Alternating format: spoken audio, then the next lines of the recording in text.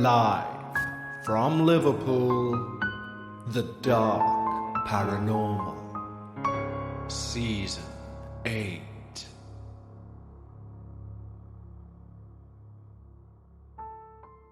Hi everyone, and welcome back to The Dark Paranormal, Season 8. Firstly, a huge thank you to everyone who reached out following last week's episode, Hate Springs Eternal. I always love any interaction from our listeners and finding out your opinions on the paranormal experiences that we feature. So if you'd like to get in touch, either for some comments, feedback, or even to share your true paranormal experience, simply email us at thedarkparanormal@hotmail.com. As we make our way through Season 8, today we have a very interesting story indeed, and one that I've thought about for quite a while since I received it. If you've been to a wedding of a friend or a family member over the last decade, chances are one of those weddings took place in some sort of country house, or here in the UK, a stately home of some sort. Couples looking to tie the knot are drawn to these places because they're usually exceptionally beautiful and very, very old. And so when lovebirds head there looking to create some of the best memories of their life, they should be aware that these places have memories too, and some of them are exceptionally dark. However, before we run headfirst into today's true paranormal experience, I of course need to say a big thank you to our newest Patreons. When you sign up to Patreon, not only do you receive these episodes ad-free and before everyone else, you can also receive access to our Patreon exclusive podcast, Dark Bites. Dark Bites is released each and every week, even on the downtime in between seasons. And right now, we've built up an amazing back catalogue of Dark Bites episodes for you to binge. We've built a wonderful community of like-minded paranormal enthusiasts over on Patreon, and we'd like to extend an exclusive invitation just for you. Simply head over to patreon.com/thedarkparanormal, just like these wonderful new team members have.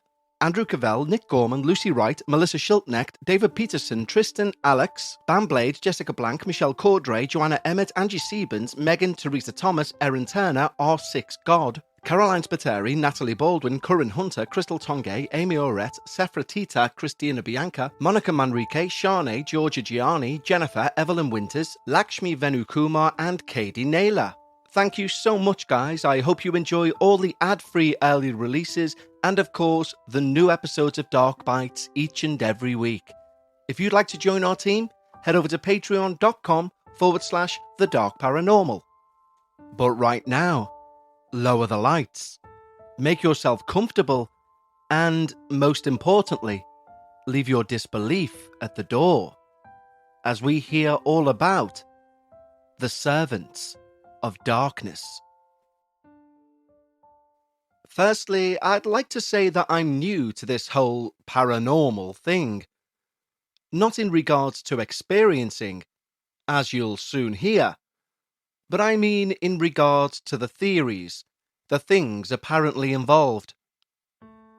It was following a game of football, once back at the pub, that we started to discuss ghosts and the paranormal. And a teammate of mine mentioned your podcast, after I told him the story that you're about to hear. My name's Andy, and after listening to a few seasons and how you approach the topic, I've decided to sit down and write up my true paranormal experience. This happened around 10 years ago. Back then, I was in my mid-30s. I'd been an electrician since leaving school and had held a pretty consistent employment ever since.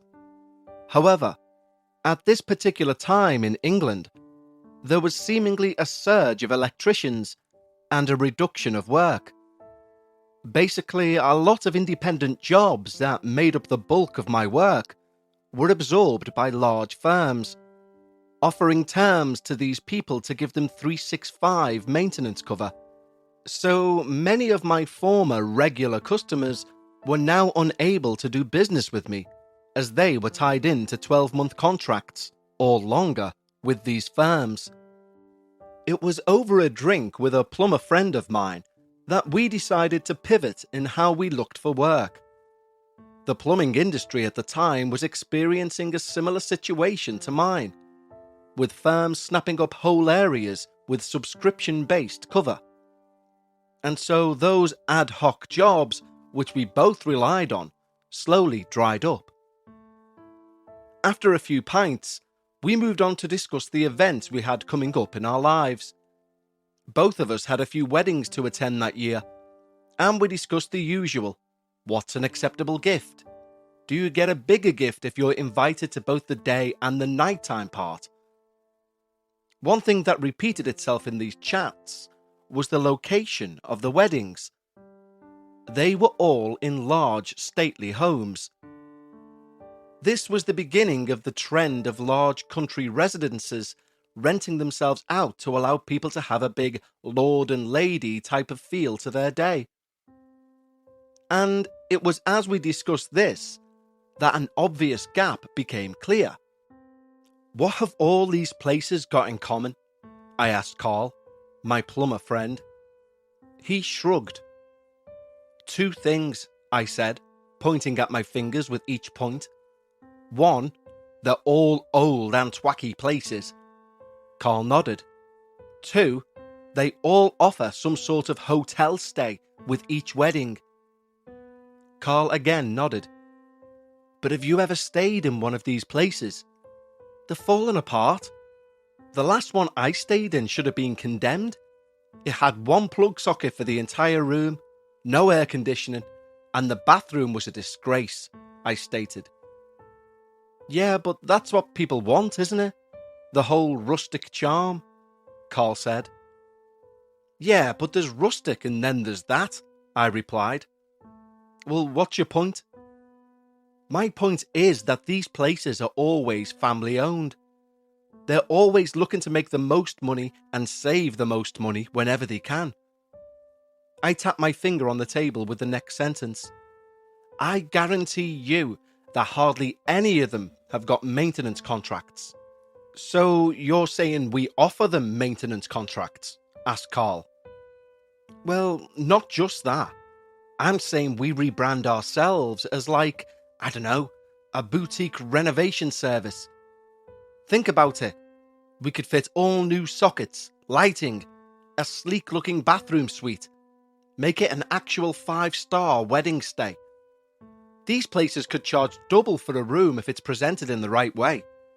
At least, that'll be the sales pitch. Carl was as enthused as I was about the idea, and the next day we met at my house and sat at the laptop, getting the notes we'd made on our phones the night before into some sort of order and plan. So we got some brochures printed up with mock designs of before and after examples, and we hand-delivered them to every wedding venue we could find in the northeast, even posting a load out to castle venues in Scotland. We had over 100 brochures printed and got rid of them all in 2 weeks. Now it was a waiting game, or so we thought. 15 inquiries came back in 2 days alone. This was serious now.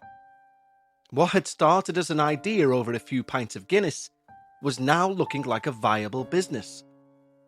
But then reality hit.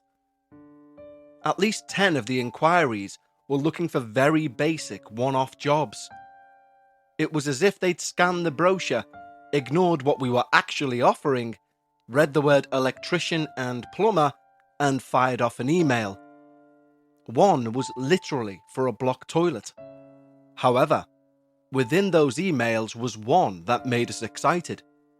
A large stately home just off the northeast coast. The email simply said that they were gathering quotes for the modernisation of their 12 guest rooms. Apparently their contractor had let them down a few days after starting. A quick Google told us that this place was built in the 1700s and was solely a wedding venue. the rooms were only available to hire as part of the wedding package. This was exactly what we had in mind when we had the idea back in the pub. This was perfect. I replied and asked if we could visit the property so we could estimate the work involved. And a few days later, myself and Carl pulled up on the Pebble Drive. We were greeted outside by a bubbly middle-aged woman who introduced herself as Tracy, the venue manager for the home. "I'll show you around the place so you can get a good feel," she smiled. "And then once you've got your figures together, you'll need to submit them to Peter, the owner. I'll get you his details once you're done." We walked into the main reception area and could see why it was a great space for a wedding venue. Off to one side, a huge dining area was adorned with works of art. A high-vaulted ceiling supported a huge crystal chandelier, which hung in the centre of the room. "The bedrooms are on the first and second floor, 6 on one, 6 on the other," said Tracy. "Hey, it's a lovely-looking place," Carl commented. "I bet it's haunted," he joked. Tracy's face turned kind of serious as she nodded enthusiastically. "Oh yes, the second floor specifically." Carl looked surprised. "Really? Oh, I was only joking, I don't believe in all that." "No, it's definitely haunted," Tracy continued. After a slightly awkward pause, I coughed and spoke. "Right then, shall we take a look upstairs?" Tracy's smile returned like a light switch being flicked, and she led the way upstairs. So basically, rooms 1 through 11 are identical. A double bed with an ensuite and a shower. The layout is just mirrored dependent on if they're facing the front or the back, she said as she walked down the hallway. All of the doors were open as if being cleaned, so we could see for ourselves that this layout was the case. We made our way up to the second staircase to the second floor. Now, I'm not one to claim I have any psychic gifts or anything like that, but this floor definitely felt different. It felt darker, even though the layout was more or less identical to the floor below. Again, all these rooms are identical, except room 12, which is the bridal suite. That's twice the size, Tracy announced, pointing ahead at the room in question. We walked into the bridal suite, and it was genuinely like a museum. Wood panelling around the walls, and a 4-poster bed positioned against the far back wall. Peter, the owner, has stated this room needs to still look authentic, so anything you do in here needs to be hidden or minimal, said Tracy. Carl walked into the bathroom. Well, this bathroom can't stay like that. Tracy joined him in the bathroom. If you look here, he said, pressing in between the bath tiles with his finger. The grout in between shifted from side to side. This is all going to fall out at any time. He pointed at the shower. And that shower base isn't level. It's going to cause stagnant water. He sniffed the air. You can smell it now, actually. All three of us sniffed, and he was right. Oh, I see what you mean. Okay, well, if you put that in your write-up for Peter, I'll have a word with him as well. We had a good laugh with Tracy that day, and she could tell we were a genuine pair of lads, and hoped we got the job. And believe me, so did we. After working out the base costs and giving ourselves a nice little profit, but still low by comparison, we submitted our quote. That same day we had a reply from the owner Peter, offering us the work. It was that quick we wondered if we'd sold ourselves short. However, we'd soon learn that they were just happy to have someone willing to do it. And we'd possibly learn why the original guy had scarpered. I arrived early on day one. Carl had another job first thing and would follow on later. Peter had put in his email that we were working to a tight deadline. This was the last week of September, and the next wedding on their books was bonfire night, November the 5th. and clearly the rooms weren't the only thing getting a revamp, as the car park was full of labourers' vans, landscapers, roofers. It was a hive of activity. A young guy in a black suit, black tie, white shirt and waistcoat greeted me at the door with a clipboard. "Ah, you must be Andy. Excellent. Follow me." He led me back through reception where Tracy was sat behind the desk. She gave a wave and a smile. "Lovely to see you again. Oh, and look out for the ghosts," she shouted. I smiled and waved back. The young guy just shook his head and led me upstairs to the first floor. The first thing I noticed was how well the place was insulated against the sounds from both below and outside. The fire door we passed through basically shut off the outside world as it loudly squeaked closed behind us. "You know what you're doing then, and you know where everything is?" asked this young lad. I nodded. "Yep, and if I need anything, I'll find you or Tracy." He smiled, tipped his clipboard towards me, and headed off. I began on the first room, moving furniture around and marking the walls for work. Half an hour later, I heard the squeak of the fire door, and then footsteps coming down the hallway. They stopped just outside the open bedroom door. I stopped what I was doing and focused on the doorway. "Boo!" said Carl, popping his head round the doorframe. "Hi listeners, Kev here. I just need to have a quick pause in today's show to tell our US listeners about a great new meal kit delivery service, Gobble. Why choose Gobble? Well, Gobble understand how valuable your time is and have worked with executive chef Thomas Ritchie to offer a wide selection of meals to prepare in just 15 minutes. However, Gobble believes a quick meal shouldn't mean a bland meal. Therefore, Chef Ritchie carefully curates each meal with the freshest of ingredients. As well as new weekly menus taking inspiration from across the globe, you can even customize select dishes with your preferred protein. Your food, your way. It's like having your own personal sous chef each and every week. Listeners of the Dark Paranormal can visit gobble.com/dark636 to get your first 6 Gobble meals for just $36. That's gobble.com/dark636. "Very funny, Carl," I said. "Hey, it's manic out there. I only just managed to get a car park space." "Yeah, it's chocker," I replied. "I don't think they trust us either, what with that fella in the suit," said Carl, plonking his work bag on the bed. "Oh, he's all right," I replied. "He's just got to make sure everyone's where they're meant to be." "I guess you're right," said Carl, unzipping his bag.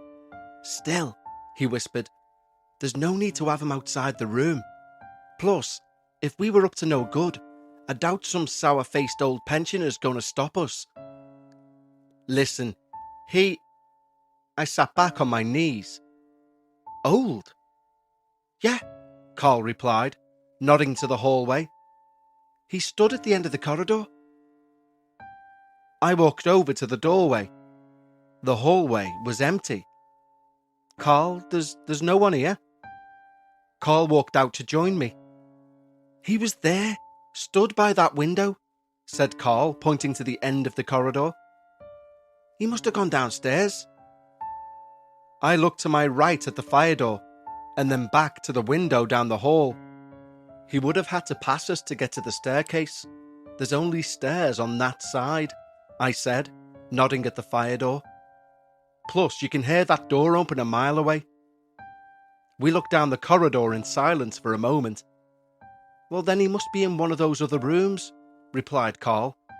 "Listen, it definitely wasn't a bloody ghost or any such nonsense," he mumbled. And so we checked the remaining 5 rooms on that floor. All of them were empty. I looked at Carl and shrugged. "Well, what do you make of that then?" Well, I reckon... Suddenly there was a huge bang from upstairs. The light shade shook with the force. It was like a large wardrobe had fallen, or a bed had been picked up and thrown against the floor. Carl instinctively reached out and grabbed my arm. "Sorry," he said, letting go immediately. "Just got a fright." He laughed. Bloody roofers, he said, walking back to room 1. This freaked me out though. Yes, there were roofers working, but we were on the first floor, and there was another floor in between us and the roofers, and that noise came from that floor. Back in the room, Carl grabbed his bag. I'm going to go up to that bridal suite to sort those tiles out. I'll do them first and then do the other rooms, and we can go back and finish that one once the tiles have set. Okay, I replied. If you need me, I'm going to sort out that air vent in the ensuite. Carl nodded and headed off. I waited until I heard the squeak of the fire door to ensure he wasn't going to try another unfunny prank before setting up in the bathroom and turning on my small radio. I set up the stepladder and started working on the vent. The screws were worn, and it took a good 20 minutes with various tools to get each screw out without damaging the wall. Finally, I managed to work it free. The cavity behind the vent was almost fully blocked. I reached in and began to pull out what seemed to be an old, filthy blanket, probably somehow shoved in there through the guard years ago to stop a breeze coming in the winter. As the final part of the blanket came out, a small object fell within the cavity. I reached my hand in and pulled out a small bottle. Not a modern bottle either. The glass was pitch black, and the top was sealed shut with age, so I had no idea what was in it. But something was. I gave it a shake, and something was rattling around in there. Now, I'm not normally superstitious, but something about this sent a shiver down my spine. I knew this needed to stay in the wall, and so I placed it back in the cavity where it wouldn't impact the new vent, and set about installing the new piece. I heard Carl come back through the fire door and enter the bedroom. Carl, could you do me a favour and pass me that small Phillips screwdriver on the side, please? I shouted. I heard Carl walk into the bedroom and stand behind me, so I placed my hand out to get the... Carl shook the stepladder. Christ's sake, Carl, what are you doing?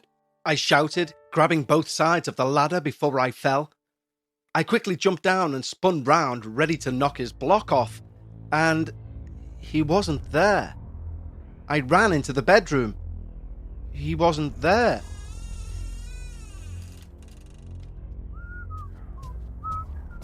Carl walked in, whistling and looking at his phone. Was that you?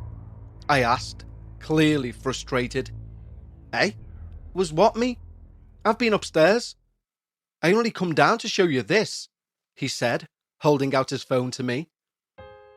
On the screen was a small symbol carved into a wall. It was like a gate, but with curly points at the end of each spike. What's that? I asked. No idea. I've just removed the tiles in the bathroom, and that's behind it. It looks old like. Anyway, did it do what? He said, putting his phone away. Nothing, it doesn't matter, I replied, trying to shake off my experience. Maybe I just lost my balance. Maybe the noises were on the radio. Nothing else happened as we worked through the remainder of the rooms. However, we found ourselves a few days behind, and I was concerned in the final week that we wouldn't be ready if we just done our standard hours. So I spoke with Peter, the owner, and asked if we could stay overnight for the final few days. That would allow us to start first thing and work right through. With not really any other option, he reluctantly agreed. Even though the delays were down to material suppliers and not us, I still felt pretty bad with this being our first job. So we agreed to reduce the price by a small percentage for any inconvenience, which Peter was more than pleased with. So, now feeling more at ease with the situation, we started on the final 2 rooms, room 11 and room 12, the bridal suite. On day 1, we managed to basically finish room 11, and we were feeling confident we could finish the bridal suite over the next few days. "Which room do you want?" asked Carl that night. "I'm not bothered," I replied. "What one do you want?" "Well, I'll take the bridal suite, obviously. I deserve to live like a lord for a bit," Carl laughed. He could have it. That room gave me the creeps. What with all the panelling and the four-poster bed, no thank you. I took room 11, and although I was slightly anxious, that first night passed without incident for both of us. The next morning, after grabbing a sandwich from a nearby garage, we started work in room 12. "I was a bit freaked out last night, I'll be honest," Carl said. "Nothing happened but I just kept thinking about that symbol on the wall in there." He nodded towards the ensuite. "I've tiled over it now, obviously, but it was a bit weird." "I think the whole place is creepy," I replied. "Like Tracy said, this place is definitely haunted." Carl shook his head. "Don't be daft. It's spooky, I'll give you, but all these places are." I shrugged and knelt down to the socket I was working on. The radio played as we both set about our tasks. I could hear Carl installing the new taps on the sink. Later on, he came out. "Hey, come and look at this." I stopped what I was doing and joined him in the bathroom. "Watch this," he said. He turned on both taps. "What am I meant to be seeing?" I asked. "Just watch," he replied. We both stood staring at the taps, and nothing happened. "That's weird," said Carl. "Every time I turned these on before, they turned themselves off." He turned the taps off, then put them on again. "Let's see if it happens now," he said. I folded my arms and stared at the water. Nothing happened still. I glanced up to look at myself in the mirror above the In the reflection, someone just walked from right to left outside the ensuite door inside the bedroom. "What the bloody hell?" I shouted and jumped into the bedroom. It was empty. I ran to the bedroom doorway and scanned the hall. No one was there. "What's wrong with you?" asked Carl, following me to the hallway. "Didn't you see her? Like a woman with her hair up in a bun, mid-50s. Carl just shook his head. "No, I didn't." "Are you sure you just didn't imagine it?" I just glared at him. "Do you think I'd be acting like this if I wasn't sure?" "All right, calm down," said Carl. "Shit, I've left those taps on," he said, running back to the bathroom. I sat on the bed and stared at the floor. I couldn't wrap my head around what I'd just seen. I'd not felt fear like this. My adrenaline was coursing through my body. I began to take some deep breaths to... Something caught my attention in the bathroom doorway. A dark, shrouded figure was running towards me. I screamed and curled into a ball. And Carl removed the dust sheet from his head. "Bloody hell, you need to chill out, man," he said, laughing. I could have killed him. "You're an utter arsehole, you are," I shouted at him. "Right, I'm going for a smoke," I said, and I stormed out of the room. "Have two, you bloody crank," he shouted after me. "I was only having a laugh." Outside, I finally felt calmer and took several deep pulls on my cigarette. Tracy walked over to join me, pulling out a cigarette of her own. "How's it going?" she asked. "Fine, thanks. It's a bloody spooky place, though," I replied. "Tell me about it. Room 12's the scariest," she said.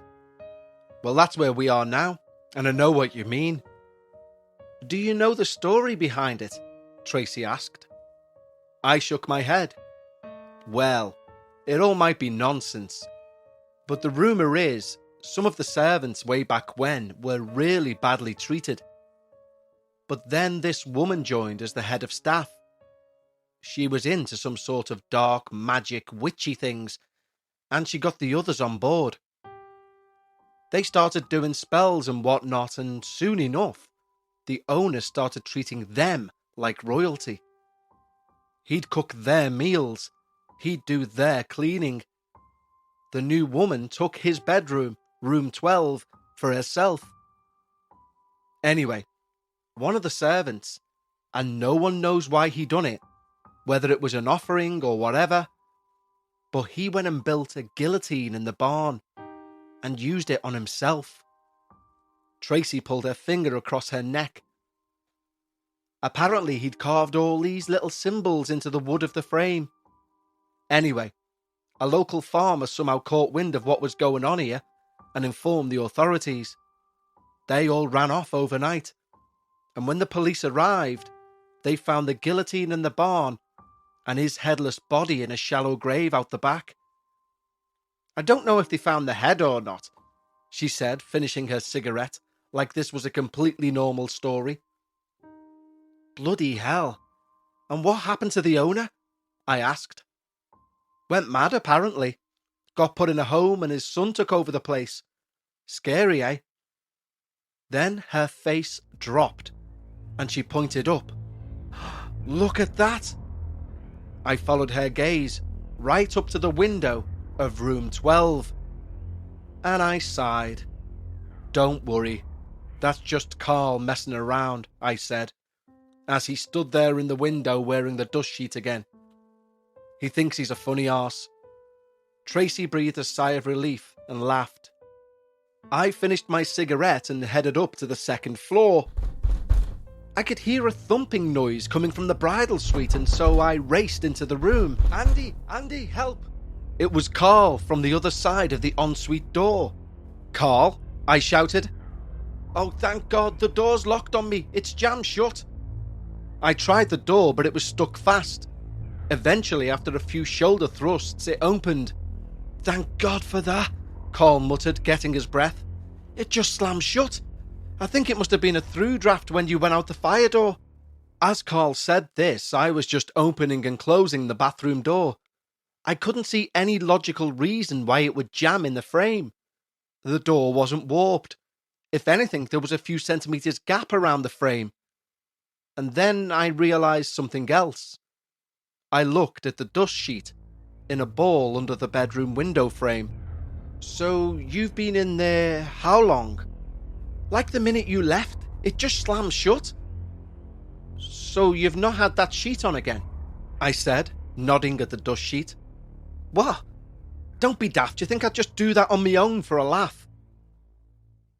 Possibly due to being anxious, we powered through with the majority of the remaining work, meaning based on our estimates, we should be complete by around noon the following day. The next morning, after a fairly decent sleep considering, I went and knocked on room 12, Carl's room, but there was no answer. The door was unlocked and so I walked in. Apart from a dishevelled bed, everything was as it should be, but no Carl. Oi, came a voice from behind me. It was Carl. He looked awful. He said he slept in his car last night, but wouldn't go into detail as to why, and I didn't push it. We cracked on with the work and finished bang on schedule around 1 p.m. As literally terrifying as it was, our first proper job was finished, and it looked amazing. Every room was completely transformed. The owner Peter was over the moon, and he said he would pass our details on to everyone he knew, and he did. And we were soon booked up solid for 2 months. One Sunday afternoon in the pub, I brought up the topic of the strange happenings at the home of our first job. Carl quickly looked uneasy, fiddling with his pint. Then I remembered he'd slept in his car on the last night. Carl, why did you do that then? I asked. Carl thought about his reply, and then began. I was lying in bed, not thinking about anything in particular, and at the end of the bed, about 4 feet away from it, this weird mist began to form into a shape. I rubbed my eyes, but it stayed. It was like 9 feet tall, and it looked like it was forming into a figure. Christ, that's horrible, I muttered. Carl shook his head. That's not the worst part. I thought, sod this, I'm getting out of here now. And I slowly swung my legs around out of bed and stood in the bathroom doorway. And I know how crazy this sounds. Was a man in a white shirt and a waistcoat with no head. Tracy's story came flooding back to me.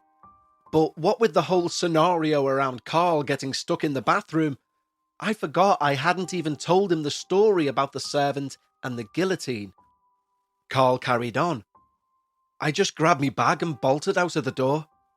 You know what? It sounds mad, but it was like the fella in the doorway was waiting for this thing to form.